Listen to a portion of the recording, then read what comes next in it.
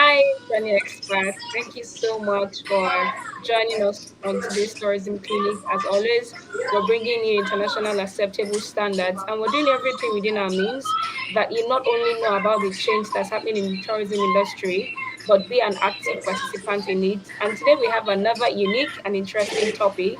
It's UNWTO 2030 Agenda for Sustainable Development. What is the UNWTO saying 5 years from now? What does it look like? How does it apply to your business? And what can you do to join in? Welcome today, Matea, our tourism expert. She'll be taking us through these changes and how we can position as tour operators. Matea, over to you. Yes, thank you very much, Esther, and also Zipa Marketing for giving me this opportunity to be with you every Monday and that we discuss about different topics at this tourism clinic. And I have to tell you, Esther, your topics are so up to date that I'm always eager to start the presentation. And of course, always when there is a feedback from our, let's say, followers, that's even better. I know that a lot of them also watch the replay later on. So I'm thankful that you are following all these questions and then we are managing to answer them again. Well, today, as you said, we are going to talk about United Nations World Tourism Organization 2030 Agenda for Sustainable Development. It's a long word, I would say, but the year's already here in 5 years. How the time flies, huh? I think when this agenda was accepted, we thought like, oh, we have enough time. But you see, today when we are going to talk about these topics, we will see that actually we are for sure going to run out of time, and that may be then the agenda for 2050, but it doesn't matter. Even we should have started yesterday. If we start tomorrow, that's still going to be fine. Since I am away today, I am live from Netherlands, from the city Haarlem, which is just on the outskirts of Amsterdam, and I'm on my mobile phone. I will ask you, Esther, to change the slides, and there are quite a few of them. I hope that we will manage to go through, but these are the topics that generally we already talked, Esther, because you're really up to date. So a lot of these topics we already covered, but Addressed. we need, yeah, address, but we need to maybe repeat them just to go once again through, Sure. and just to point out that these topics are really very important. Nah? So this agenda that we mentioned aligns with the United Nations Sustainable Development Goals, and the role that tourism has, and all that, as we said, by 2030. And the most important is that tourism promotes those policies and strategies to ensure that tourism will really contribute to economical growth, to environmental protection, and to the social inclusivity. So it has really the impact on all sides. And today, when I was here with my colleague Anna from Haarlem, right, from Amsterdam, we talked about that. It's unbelievable how much impact we tourism stakeholders have in all these fields. So if you can go a bit further, then we are going to talk about more, let's say, poverty. There are 17, goals. 17 goals. We will not go through all of them because in tourism we focus on 3, 4 of them. But if we are thinking like generally from the wider perspective of tourism, it actually has an impact on all these 17 goals, right? Like poverty, the other day we talked about the community-based tourism. So if the tourism is community-based, of course, that helps also the locals to get, let's say, on a higher economical level, so that there is not so much poverty. So let's just go to the next slide, because these 17 goals I mentioned here, I put here, just that everybody can maybe later on after our session can Google them and focus on each one of them. But the most important is that we know that we are aware that there are 17 goals, and when we organize our businesses, we can point out one or two. Very, very difficult is to concentrate on all of them, but otherwise, tourism has this power. So, as much as possible, that's it. So, on the next slide, we are going to focus maybe on two or three, but definitely, you see, decent work and economical growth. Before we said that the first goal was poverty, and this is something that tourism really can help, right? So that we are focusing on including the locals as much as possible. Then we have responsible consumption and the production. Remember, we talked a lot about the sustainable consumption, and then also production of the patterns in different tourism sectors that are related towards the sustainable development. Nah? Then we have, of course, life below water. Maybe sometimes we forget about that impact, but I think one day we already talked about it, especially when we have, I don't know, coral reefs, if we have animal worlds below the waters, or let's say in the lower levels of the waters, that they are impacted because of over tourism. So there are quite a few, I would say, but definitely poverty reduction, gender equality, because in tourism a lot of women are working. Have a look, we are two female, right?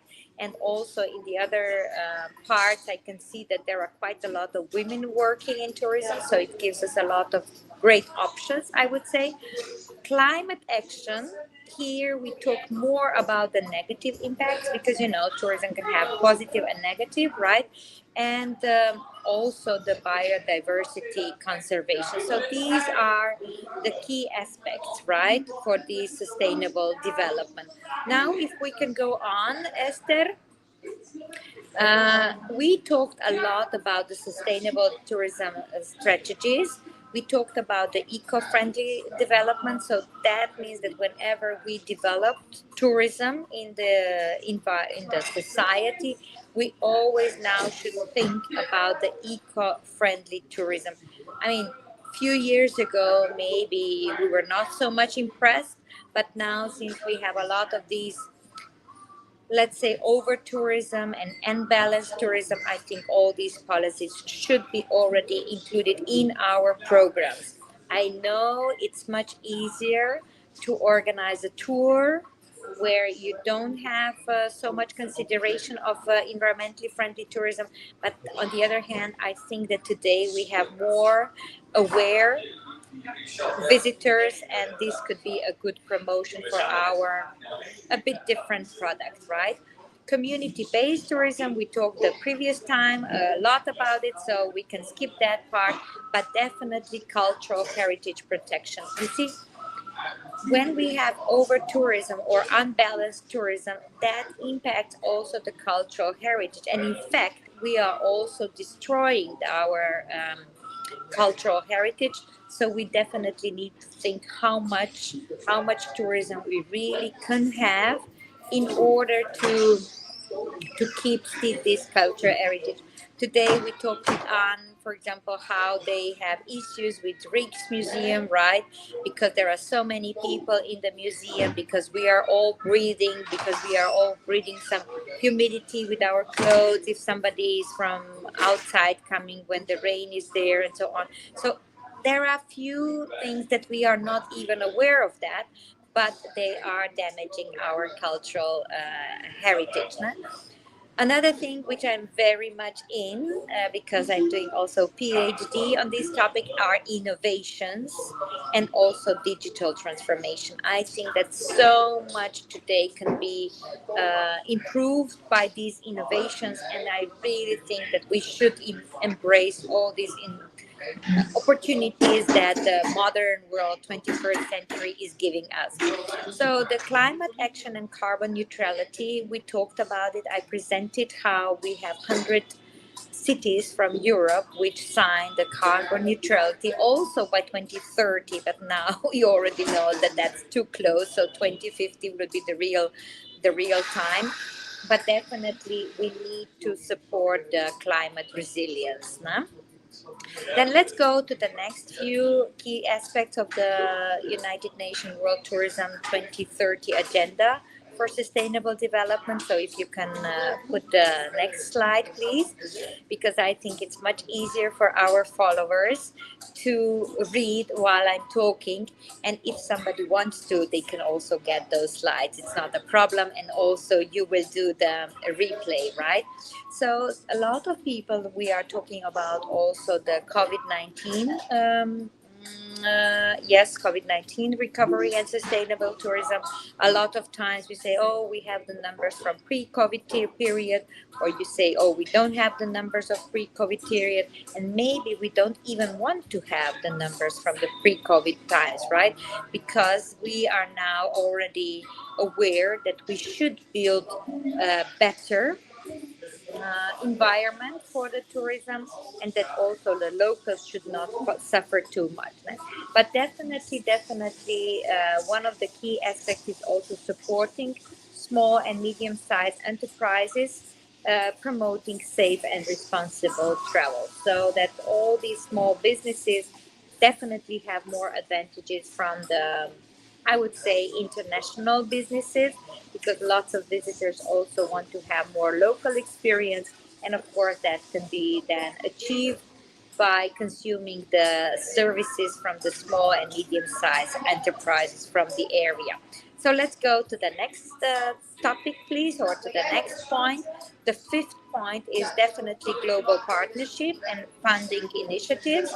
So, for example, our situation, Esther, you are in Nigeria, right? I am in Slovenia. We have followers from India, from Grenada, from, I don't know, all around these countries, all around the globe. And I think this is awesome because we connect, we build partnership, and that's how we share best practices. Remember the last time we said think global, act local, right? So that means that we are not competitors, but we help each other and that we become partners. And this is something that this is the advantage, and I think we really should embrace.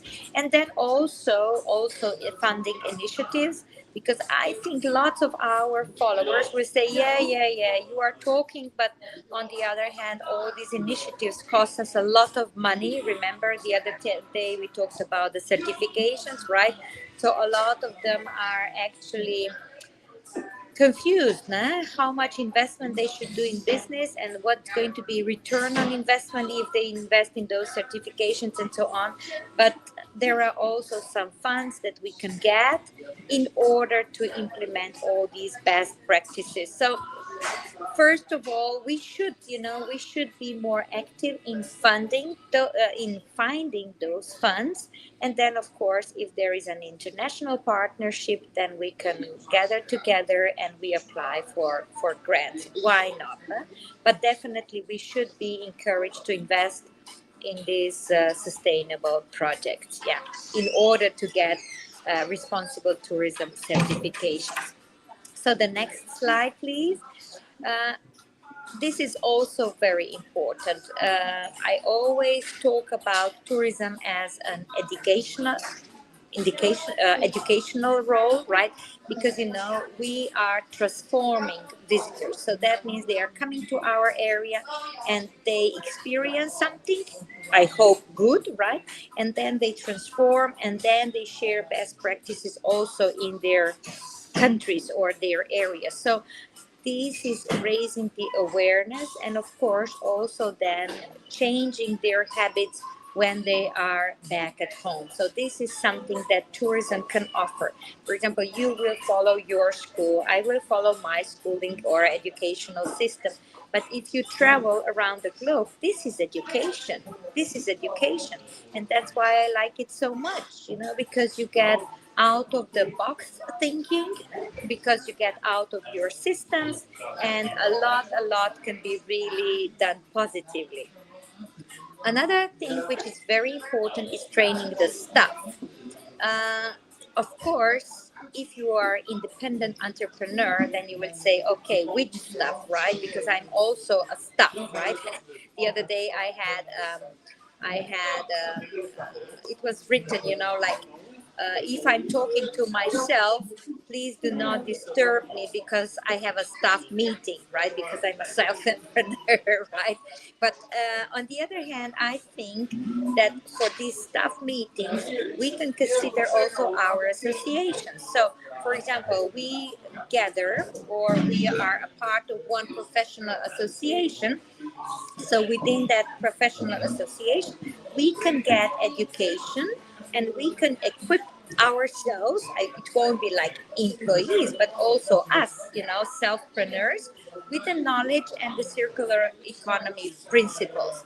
For example, the other day, I think I presented to you our project in Ljubljana, in my capital, that we have carbon zero society.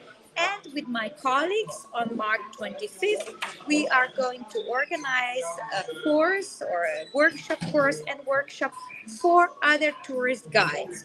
So it's not our staff because we are not employed by one company, but we are all entrepreneurs, right? And we are going to have this kind of training and workshop. So this could be also arranged in this way. And then, of course, also working with communities. Namely, we are living in our areas, so we have community-based tourism, we said the other day. So how can we have a community-based tourism? Well, we interact with our communities, right, with our partners. So there is no, let's say, no goals are achieved if we will not collaborate as a team, and that means all stakeholders together. Nah? So maybe the next slide, Esther. So the collaborative, and this is one something that I wanted to point out. So if we share all these values with stakeholders, that means visitors, that means our partners, that means our colleagues, we can see that this is actually the tourism, it's actually the economical sector which is like globally uh, that has negative impact, but on the other hand, I would say also positive impact. So we should focus on making as less negative impact as possible and as much positive as possible. Né? So by aligning this tourism with sustainable development, UN UNWTO aims will ensure that there will be lots of benefits for people generally, right? Knowledge, education, less poverty for the planet, and also for the prosperity. And of course, this preserving destinations for the future generations, that means sustainable development. We don't even talk about it anymore because it's there and it has to be taken into consideration. So tourism plays really a crucial role in economical growth, in environmental protection, and social development. Huh? Of course, we are facing challenges. I think every industry does, but tourism has really a great impact. Huh? Negative impact, unfortunately, over tourism. Now they are using also more expression of unbalanced tourism, but it's the same meaning. And then also climate change. So these are the topics that we will need to address in our near future even more. Né? Well, we can go to the next slide, but for example, now we just talked with our colleague here from Parliament. I was like, yeah, flights like 60 years ago were 12,000 US dollars, across the ocean. And now, if we pay for one flight 300 euro or 400 euro, we always say, oh, this is so expensive. And so we should also start to think differently. No? So tourism is definitely a major driver of the global economy, and you see on a world level, it's 10% of global GDP, and that's a high percentage. For example, in my country, it's even higher. It's 14%. In neighboring country, in Croatia, it's 19%. Here in Netherlands, it's slightly less, because they have also some other industries, but definitely all around the globe, 10%. And that's why I think we really need to focus on these goals even more. Uh, Tourism contributes to economical growth, so unemployment rate is always lower when there is tourism activity. We can see that, for example, when there is a critical situation and there is no possibility for tourism, also unemployment rate raises. So this is something that we should consider. And also, within economical activity, I would like to say that from all the industries that are recovering after the crisis, tourism is the industry which increases the fastest and that recovers the fastest. And I think this is something very important, right? That the income comes immediately, right? Because you see, we have foreign exchange earnings. So we invite visitors come, and we have immediately cash flow in our society, and that's very important. So you don't need a long investment, return on investment, and so on. Then we have supporting local businesses, as we said already before. This is very important because while you are supporting the local businesses, you are supporting young families, activities, better quality of life. So you are investing in the local community. Nah? And also, the countries which are having a higher percentage of the tourism activity, they can invest also more in the local infrastructure.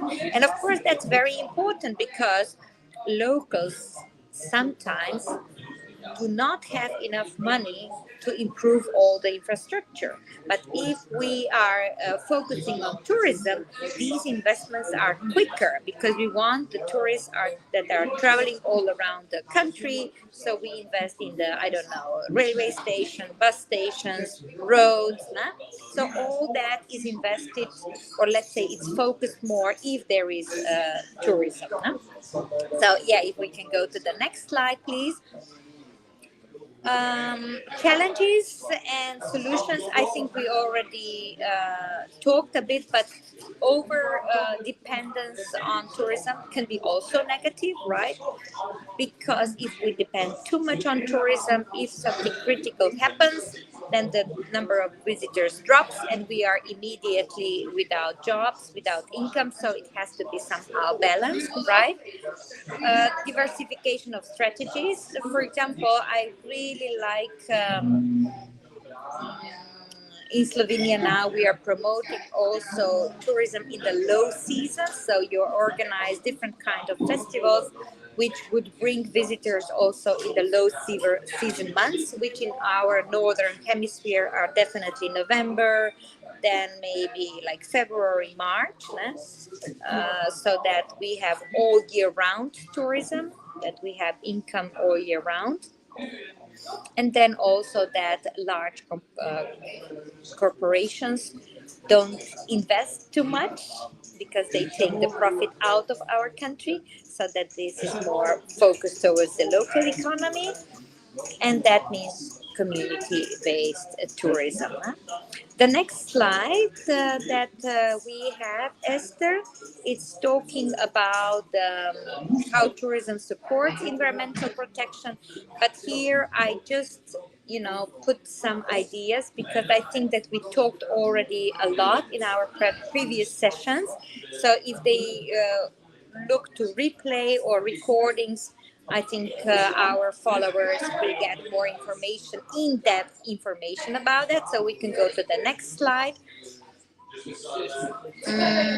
Also about the cultural exchange and awareness. This is more on the educational level, which I wanted to point out that when you travel, you actually educate yourself.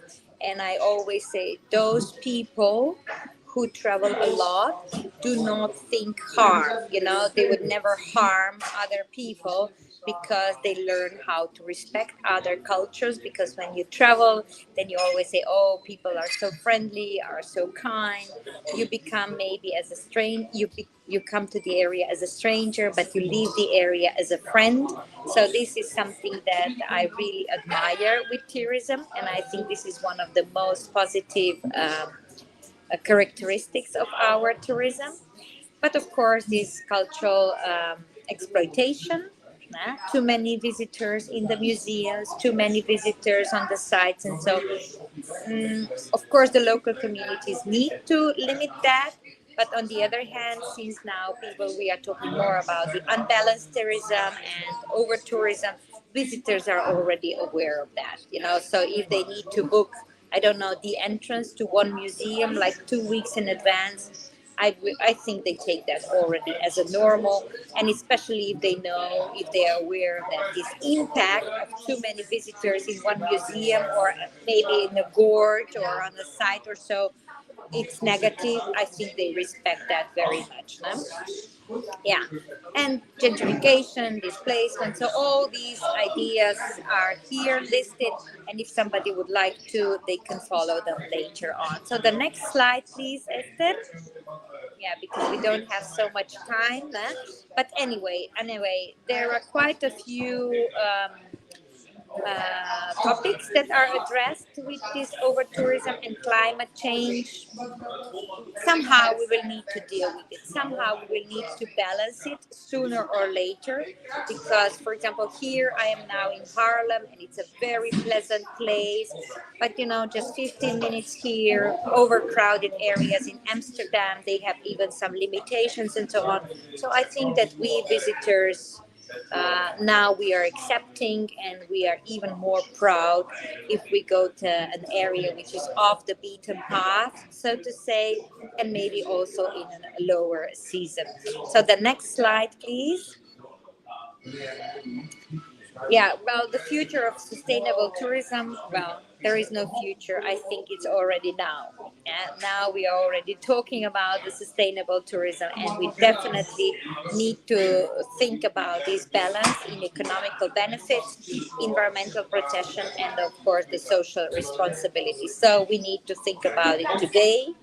Of course, governments usually they need more time, but I think that small businesses we are already flexible enough, and if we connect globally, that means that we can act much faster than our government. So for example, if somebody says, oh yes, but government needs to limit this and this number, and then I always say, why don't we promote small businesses, come in a lower season, come to places which are just, I don't know, 5, 10, 20 minutes away, and you will get the same or maybe even better experience. So today with the promotion, with an exceptional marketing from Zipa Marketing, you can achieve that, right?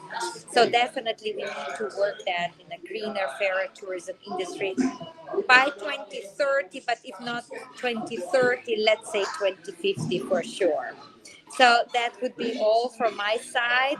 Esther, if we have any questions, please go ahead. I think we in tourism, we have a very important role, and we can be honored that we are working in such an important and impactful industry. Thank you so much, Matea. That was quite intense and insightful. Well, the only question we have, I think that you've addressed it already, in the sense that somebody is asking how they can like find their place in all of this. Because while we've said it now, it looks like it's one very big goal or big set of goals. And so they're asking that as a micro business, how do they really fit into this? And I think that you've addressed this in the sense that it's just by the little actions that they take, how they are intentional about getting those certifications, ensuring that tourists that are visiting on a particular tour are using less plastic, and just following certain paths and giving back to the community is actually how they can be a partaker of this 2030 agenda to making the earth more greener and better. Yeah, yeah. Well, we just need to address, when Mm, you are writing, I don't know, marketing material, you just need to point out what you are doing and what you are focusing on.